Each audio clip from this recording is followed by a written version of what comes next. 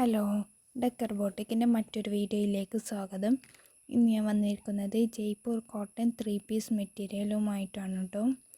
2.5 മീറ്ററാണ് ടോപ്പും ബോട്ടവും കൂടി വരുന്നത്.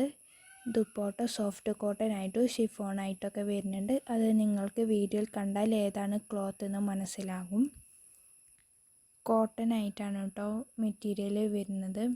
നിങ്ങൾക്കിത് ഹോൾസെയിലായിട്ടും റീറ്റെയിലായിട്ടും ഒക്കെ പർച്ചേസ് ചെയ്യാവുന്നതാണ്. ഹോൾസെയിലായി പർച്ചേസ് ചെയ്യണമെങ്കിൽ മിനിമം 10 പീസെങ്കിലും എടുക്കണം കേട്ടോ.